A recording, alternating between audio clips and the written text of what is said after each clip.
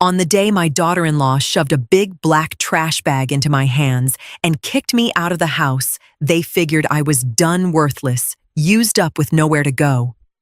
No phone, no cash, no place to turn. But 3 weeks later, they were the ones blowing up my phone 26 times a day. Not because they missed me, because they'd lost the only thing keeping their whole life afloat. On my 67th birthday, before I could even step into the kitchen for a cup of coffee, my daughter-in-law Brooke thrust that trash bag at me. No happy birthday, no cake, nothing.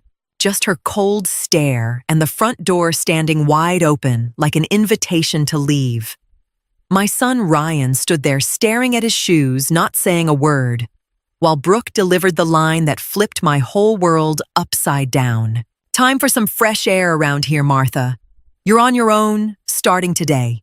I thought it had to be some sick joke until I peeked inside the bag and saw my clothes crammed in there next to a pair of worn-out shoes.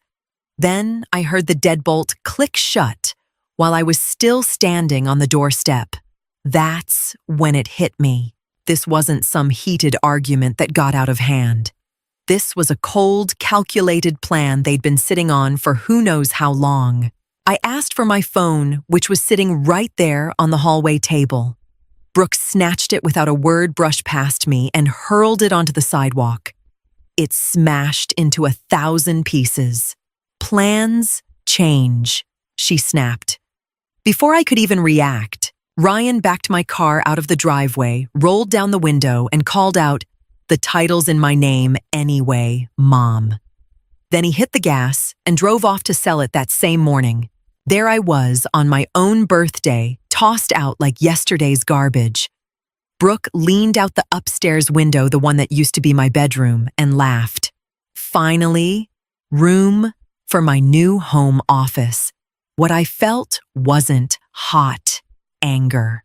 It was this icy, crystal clear understanding. They'd already changed the locks, cleaned out my savings account, and left me standing on the street in suburban Chicago with nothing. I didn't spend that first night crying. That would have felt too dramatic, like something from a movie. I just sat at a bus stop and ran the numbers in my head, about $40 in my pocket, no phone, no insurance, no keys, and 2 changes of clothes. Luckily, my ID was still in my jacket pocket, an old habit that kept me from disappearing completely. But here's what they forgot. For years, I was the one who handled every single dollar that came through this family. 3 weeks later, they were calling me 26 times a day. By then, I'd already made my first move. That first night at the central bus station taught me that fear turns real practical when you've got nowhere safe to sleep. I washed my face in the public restroom sink and stayed awake because nodding off in a place like that is just asking for trouble. At sunrise, I went through the trash bag more carefully and realized Brooke hadn't even bothered to pack my stuff right. Half the clothes belonged to her, or Ryan old sweaters they probably wanted to get rid of anyway. They hadn't just thrown me out. They'd used me as their personal dumpster. Around noon, I walked a few blocks to a laundromat and borrowed a phone from a kind lady to call the only number I still remembered by heart, the little bed and breakfast on the edge of town where I used to help with the books. I asked the owner, Mr. Harlan, if he needed any help with admin work or housekeeping. He remembered me because I was always the one who caught every little discrepancy in the receipts. He said he had a small room up in the attic if I was willing to cover the night shift at the front desk. I said yes before he even finished the sentence. That afternoon, I camped out at the public library, not just for the warmth, but for the computers.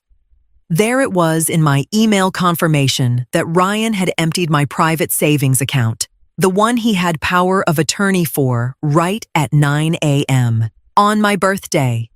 It felt like someone had surgically removed every trace of the life I'd built. Ryan sold the car. Brooke tossed my personal papers, and they both figured I was now just a harmless old lady with zero resources. But while scrolling through my emails, I spotted something their greed had made them miss: the annual statement for the rental income from that little storefront downtown my late husband had left me. The money had been flowing into our joint family account, the one Ryan now controlled. But the lease was in my name only. I leaned back in the library chair and felt my heartbeat steady. I knew exactly what I had to do next. I settled into that tiny attic room at Mr. Harlan's place. It smelled like lemon polish and the old TV flickered, but the door had a solid deadbolt on the inside. That was all I needed. First thing the next morning, I didn't go see Ryan. I went straight to the bank, then to the tenant in my storefront, a longtime bookseller. I kept it short and clear. My banking details had changed. From now on, the rent would go to a brand new private account he couldn't touch. The bookseller nodded respectfully. People around here appreciate straight talk. After that, I stopped by the utility company's customer center. The house where Ryan and Brooke were living was still legally mine, an inheritance from my husband that I'd let them use. All the bills for electricity, gas, and water were in my name. I could have cut the power off cold, but that would have been petty and just given Ryan an excuse to play victim. Instead, I switched the payments to pay by mail, with invoices sent directly to the house. No more automatic withdrawals from my account. If they didn't pay themselves, things would go dark, and the late notices would land right on their doorstep addressed to me, but with none of my money backing them up. Over the next few days, I watched on social media as Brooke posted pictures of her fancy new office. She'd hauled my old furniture to the curb and replaced it with expensive designer pieces. They had no idea the ground was already cracking under their feet. I worked my night shifts, saved every penny, and bought myself a simple new phone. I turned it on and immediately blocked Ryan's and Brooke's numbers. I didn't want to hear their excuses. I wanted them to feel the silence. By the end of the first week, an old neighbor messaged me. "Martha, the downstairs lights aren't on anymore, and Ryan looks really stressed. Everything okay?" I just replied, "I'm enjoying retirement." The real storm was only starting, though right when their first big luxury bill bounced. After 2 weeks at the bed and breakfast, my routine had settled in. I was tired, but my head felt clearer than it had in years. One evening, while I was checking the guest list, an email popped up from the Homeowners Association for the property. It was about a special assessment for roof repairs on the house, several $1,000s due. As the owner, it was my responsibility, but Ryan had always insisted on handling the mail, so I wouldn't worry my pretty little head. Turns out, he'd probably been intercepting the letters to keep up appearances while spending my savings on Brooke's wishes. Now that I'd cut off access to the drained account and redirected the rent, he was out of cash flow. I replied to the association matter-of-factly that I'd pay in installments, but I wanted a full detailed history of past payments. That's when it came out. Ryan hadn't been contributing to the maintenance reserves for months. He'd even used the house as collateral for a personal loan, a loan he only got because he'd forged my signature. I sat in the little kitchenette at the B&B sipping black tea while I studied the documents. No rage, just facts. Ryan hadn't just stood by, he'd crossed into straight-up illegal territory to keep Brooke happy. He probably figured I'd never notice or that I'd never turn him in. He was right about the second part. I didn't want police drama in my own family, but I wasn't about to lose the house over his mistakes either. I sent a short, formal note to the lender stating I had no knowledge of any guarantee on the property and that I forbade any further liens against it. The reaction came fast. That same evening, the calls started. My new phone wouldn't stop buzzing on the front desk. Ryan, Brooke, even Brooke's mom, they all tried reaching me. I watched the screen light up 5 calls, 12:20. I slipped the phone into the drawer and went back to balancing the guest accounts. When you lose control of the money in this world, you lose your cool pretty damn quick. The next morning, my inbox was flooded with desperate messages. Ryan wrote, "Mom, please pick up. There's a mix-up with the bank. We can't make the payments." Brooke started with threats. "If you ruin our credit, we'll report you for neglect." I almost smiled at that one. Neglect. They'd handed me a trash bag and changed the locks on my birthday. I didn't reply to any of it. Instead, I took the bus over to the house.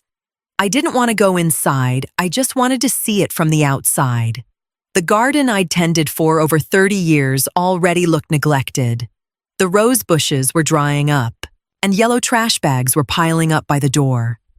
Brooke was great at claiming space, but terrible at keeping it. While I stood there, Ryan came out. He looked pale hair, unwashed. When he spotted me, he practically ran over. "Mom, where have you been? We've been so worried." He tried to hug me, but I stepped back and folded my arms. "You were worried about my savings account, Ryan." "Not about me," I said quietly. He stammered something about a temporary cash crunch and how Brooke had a plan to fix everything. I cut him off. "Your plan included throwing me out on my birthday. My plan now includes selling the house." Ryan froze. That house was his whole status symbol with his friends. "You can't do that." "Where are we supposed to go?" I looked him straight in the eye. "Where grown-ups go when it's time a place you pay for yourselves." That's when Brooke stormed out, face red with fury. "You bitter old witch! You're destroying our lives. We have rights." I pulled the document from my bag, the formal termination of their occupancy agreement, which I'd sent by certified mail that morning. "Save the speech, Brooke. You haven't paid rent, you've damaged the property. And you tried to borrow against something that isn't yours. You've got 3 weeks to pack your things into trash bags. This time, they'll be your own." I turned and walked away, letting her screams fade behind me. The days that followed were nonstop phone harassment, 26 calls one single morning. Ryan switched to the pity card, leaving voicemails where he cried and claimed Brooke had pressured him, that he was just a victim of her ambitions. I listened while I was cleaning windows at the B&B. It was sad to realize my son had no backbone, but it didn't change the facts. If you stand by while your mother gets thrown out with a trash bag, you're not a victim, you're an accomplice. I met with a real estate agent at a little cafe. He was impressed with the house's location and condition, at least how I'd left it. He said a sale could happen in just a few weeks because the neighborhood was hot. "Mrs. Harlan," he told me, "you could buy yourself a nice little condo near the lake and still have plenty left for a comfortable life." The thought of waking up to water views and no more stairs felt for the first time like a real future. Back at the house, or whatever Ryan still called it, things were falling apart. Since they'd ignored the utility bills I'd switched to pay by mail, the power company showed up. Ryan called me from a neighbor's phone this time. "Mom, they shut off the electricity. Brooke's losing it. She can't work. Please pay the bill. We'll pay you back." I answered calmly. "I don't have money in that savings account anymore. Remember? You cleaned it out on my birthday morning. Use that cash for the lights." He hung up without another word. Brooke tried one last desperate play. She posted an old photo of me sitting at the bus stop on Facebook, claiming I was confused and had wandered off and that they were desperately searching. She was hoping for public pressure, but she hadn't counted on my old bookkeeping friends. They commented right under it. "Martha's doing great working at the B&B. She's never looked better since she moved out. Maybe you two should try paying your own bills." The post was deleted within an hour. Truth is a sharp weapon online when you use it quietly. 3 weeks had passed since Brooke handed me that trash bag. The deadline to vacate the house was closing in.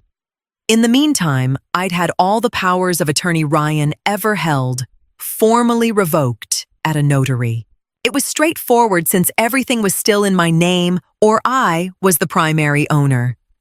Without my signature, Ryan was just another guy with bad credit begging at the bank. The calls slowed but got more frantic. Ryan started sending photos of moving boxes, hoping I'd soften. I visited the house one last time before the official handover to the agent. Brooke was sitting on the front steps, surrounded by designer bags and fancy furniture that now looked completely out of place. "You win," she spat as I walked up the sidewalk. "We're moving out, but don't expect Ryan to ever speak to you again. You sold out your own family for money." I stopped and looked at her steadily. I didn't sell my family, Brooke. I dropped a burden. Real family protects each other. You two hunted me. Ryan came out carrying a box with the last of my books, the ones they'd planned to toss.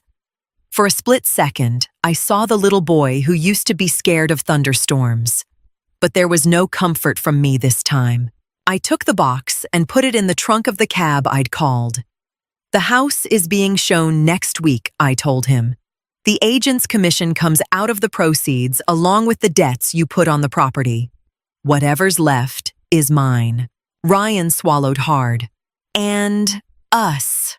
Where are we supposed to go?" I gave him the address of an affordable 2-bedroom rental in a working-class neighborhood owned by someone I knew. "It's clean and the rent is reasonable if you both work." I told the landlord, "You're reliable. Don't make me regret it again." It wasn't reconciliation. It was the last scrap of motherly care stripped down to the bare minimum. Brooke let out a hysterical laugh, but Ryan took the note without a word. He knew it was the only lifeline I was throwing him. The house sold smoothly. A young couple who wanted to save the old rose bushes bought it at full asking price. When I signed the papers at the closing, I didn't feel pain, just an enormous wave of relief. That heavy inheritance tying me to the past, and my son's ingratitude had finally turned into cash I could control. I paid off the debts Ryan had racked up and still had more than enough to rebuild. Ryan and Brooke had moved into the small apartment. I heard Brooke was now working at a call center because her little business collapsed without my financial cushion. I didn't buy another house.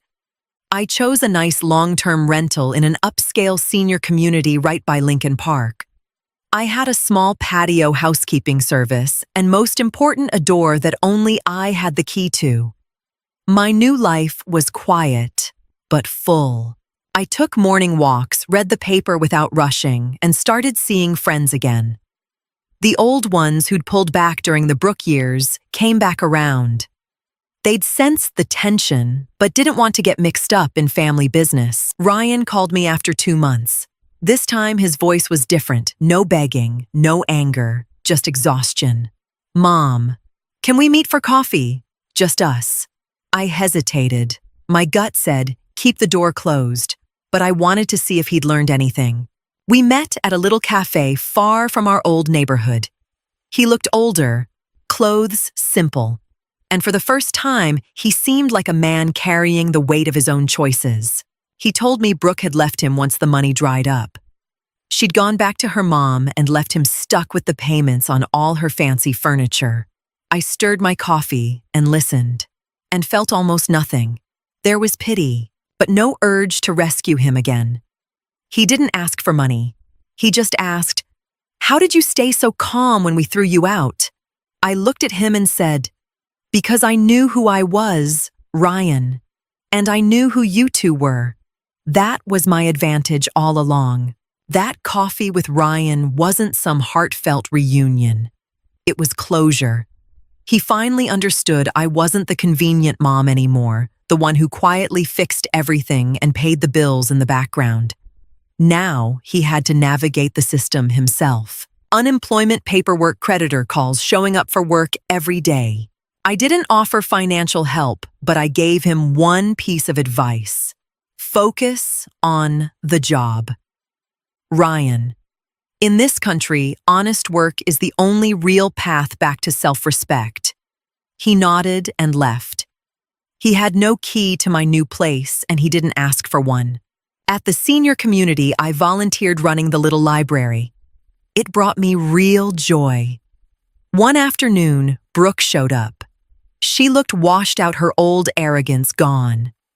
She tried to pull me into conversation, talking about misunderstandings and how she'd been under so much stress back then. She was clearly hoping I still had a soft spot and would hand over some of the house money to cover her debts. She even called me mom again. I set down the book I was shelving and looked her straight in the eye. Brooke, we're not family anymore. The day you smashed my phone and changed the locks was the day you cut every tie to me. She started crying, but these were loser's tears, not the tears of someone truly sorry.